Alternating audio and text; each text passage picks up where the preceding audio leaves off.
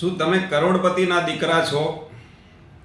તમારા પિતાજીની લાગવગ છેક ઉપર સુધી છે, તો તમે રોડ ઉપર એક સાથે 18 જણને ઉડાડી દેશો, એમાંથી 9 જણા રોડ ઉપર સ્પોટમાં જ એમનો જીવ ગુમાવશે ને, તો પણ પોલીસ તમને જાહેરમાં એક પણ દંડો નહીં મારે, તમારો વરઘોડો નહીં નીકળે અને તમારા ઘર ઉપર દાદાનું બુલડોઝર નહીં ફરે.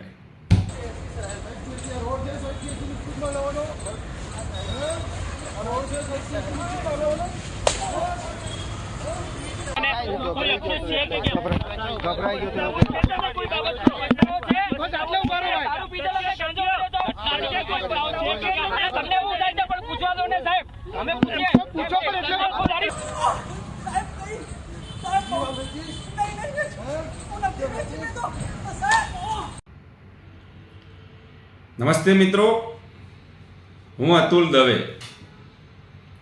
આપે આ 2 વિડીયો જોયા. એમાં એક વિડીયોમાં તથ્ય પટેલ અને એના પિતા છે. આ તથ્ય પટેલે 150ની સ્પીડે ગાડી ચલાવી અને 18 જણને હવામાં ફંગોળ્યા હતા. એમાં 9 જણા સ્પોટ ઉપર એમનો જીવ ગુમાવ્યો હતો. છતાં પણ એના પિતા એ સ્થળે આવી અને છોકરાને ત્યાંથી લઈ ગયા હતા.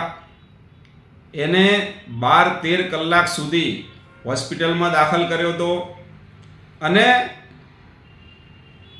એની સાથે જે લોકો હતા એ પણ 10-12 કલાક સુધી હાથમાં નહોતા આવ્યા. ઇસ્કોન બ્રિજ કાર અકસ્માતની ગમખ્વાર ઘટનાએ 10 લોકોનો ભોગ લીધો છે, જેમાં વિદ્યાર્થીઓ સહિત પોલીસ જવાનો પણ સામેલ હતા. આ ઘટનાને અંદાજે 16 કલાક કરતાં વધારે સમય થયો. જરૂરી તમામ કાર્યવાહી પૂર્ણ કરવામાં આવી. તમામ મૃતકોના મૃતદેહોને તેમના વતન મોકલવાની કામગીરી હાથ ધરાઈ. મોડી રાત્રે તમામ મૃતદેહો વતન પહોંચતા જ પરિવારજનોના હૈયાફાટ રુદન વચ્ચે અંતિમ ક્રિયા કરવામાં આવી. પણ આ બધાની વચ્ચે સવાલ ખૂબ મહત્વનો એ સામે આવી રહ્યો છે કે પોલીસ અમુક પ્રકારની કાર્યવાહીમાં વિલંબ કેમ કરી રહી છે? શું બગડેલ બાપની ઓલાદને બચાવવાનો પ્રયાસ કરી રહી છે? પોલીસના સૂત્રો કહી રહ્યા છે કે હિસ્ટ્રી શીટર પ્રજ્ઞેશ પટેલના એક સંબંધીની બર્થડે પાર્ટી હતી, જ્યાં દારૂ પાર્ટી પણ યોજાઈ હતી. બુધવારે સાંજે 5 વાગ્યાથી તથ્ય દારૂ પીને કાર લઈને મિત્રો સાથે નીકળ્યો હોવાની પોલીસને જાણ છે. જેથી હવે તથ્ય પટેલે દારૂ પીધો છે કે કેમ એ ચેક કરવાને બદલે તેને છાવરતી હોય એમ સાંજ સુધી તેને સાચવી રાખ્યો. પ્રજ્ઞેશ પટેલે પોતાના પુત્ર તથ્યને ઘટના સ્થળેથી દાદાગીરી સાથે પોતાની સાથે લઈ ગયો અને સીધો સિમ્સ હોસ્પિટલમાં દાખલ કરી દીધો. મોડી સાંજ સુધી પોલીસે તથ્યનો આલ્કોહોલ ટેસ્ટ કરાવ્યો જ નહીં, તથ્યની સાથે જેગુઆરમાં બેઠેલી 3 યુવતી સહિત 5 મિત્રોનો પણ કોઈ મેડિકલ ટેસ્ટ થયો જ નથી. એમાં ચોખ્ખી શંકા પડે એવું છે, તથ્ય કોઈક નશાની અસર હેઠળ જેગુઆર ચલાવતો હશે. હવે જેટલો મોડો મેડિકલ ટેસ્ટ થાય એટલું બ્લડમાં આલ્કોહોલ ઘટેલું દેખાય એવો બાપનો કારસો હોય અને પોલીસની સાઠગાંઠ હોય એવું પણ દેખાઈ રહ્યું છે. વળી જો તથ્યના મિત્રોનો બ્લડ ટેસ્ટ થાય તો બધાએ સાથે નશો કર્યો હતો કે નહીં એની પણ ખબર પડી જાય. આ મહત્વનો પુરાવો હવે પોલીસને નહીં મળે, અથવા કહો કે આની પાછળનો આશય માત્ર એટલો જ હોય છે કે એમને કોઈ દારૂ પીધો હોય કે ડ્રગ્સ લીધું હોય તો અમુક કલાક પછી એ લોહીમાં ન દેખાય. આ બધાએ જોયું હતું. અહીં કહેવાનો મતલબ એટલો જ છે કે ગુજરાતની અંદર એક સામાન્ય પરિવારનો છોકરો જો અકસ્માત કરે તો એને પોલીસ રોડ ઉપર મારે છે. જુઓ તમે આવા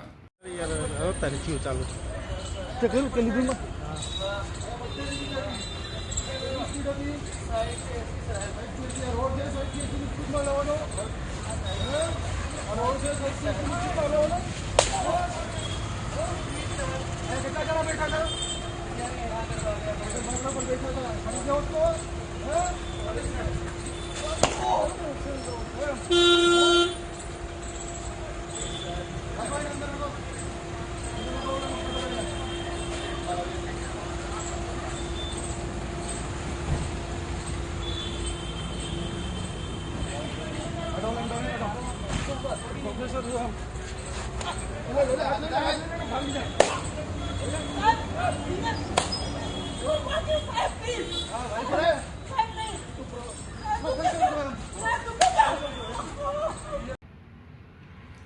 બે છોકરાને પોલીસ જાહેરમાં જે દંડા મારી રહી છે એ બંને છોકરાઓએ અકસ્માત કર્યો હતો, પણ અકસ્માત કેવો હતો જેમાં કોઈને વાગ્યું નહોતું, ના કોઈને નુકસાન થયું હતું. એમની જ ગાડીમાં નુકસાન થયું છે ને એમની ગાડી ભટકાણી છે. તેમ છતાં પણ એ બંને છોકરાઓને પોલીસે જાહેરમાં દંડાવાળી કરી. આ ઘટના તથ્ય પટેલે કરેલા અકસ્માતથી 7 દિવસ પછીની છે. 7 દિવસ પહેલા તથ્ય પટેલે 9 જણને કચડી નાખ્યા અને 18 જણને હવામાં ઉડાડ્યા. એ તથ્ય પટેલ ઉપર એક દંડો તો જવા દો, એક સામાન્ય ઝાપટ બી પોલીસ મારતી નહીં. આમાં સમજવાનું શું કે શું ગુજરાતની અંદર કરોડપતિઓ માટે કાયદો અલગ છે અને સામાન્ય લોકો માટે કાયદો અલગ છે? બીજું હું આજે પણ કહું છું કે કોઈનો પણ વરઘોડો કાઢવો, એને જાહેરમાં મારવા એ નામદાર સુપ્રીમ કોર્ટની જે માર્ગદર્શિકા છે એનું ઉલ્લંઘન છે અને આમાં કન્ટેમ્પ ઓફ કોર્ટની કાર્યવાહી થઈ શકે છે. છતાં પણ ગુજરાતની અંદર સામાન્ય લોકોના વરઘોડા પણ નીકળે છે, એને જાહેરમાં મારવામાં પણ આવે છે અને એમના ઘર પણ તોડી નાખવામાં આવે છે.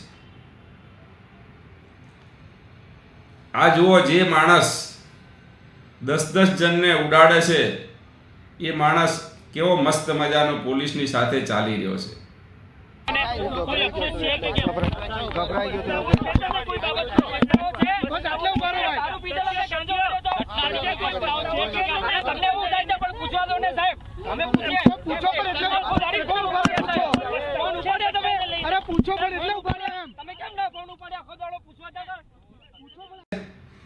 પોતાની ગાડીનો અકસ્માત થાય એને રોડ ઉપર પોલીસ મારે અને 9 જણને ઉડાડનારને કંઈ ના થાય, તો અમારે તો એવું સમજવું પડે કે ગુજરાતમાં કરોડપતિઓ માટે કાયદો અલગ છે અને સામાન્ય લોકો માટે કાયદો અલગ છે.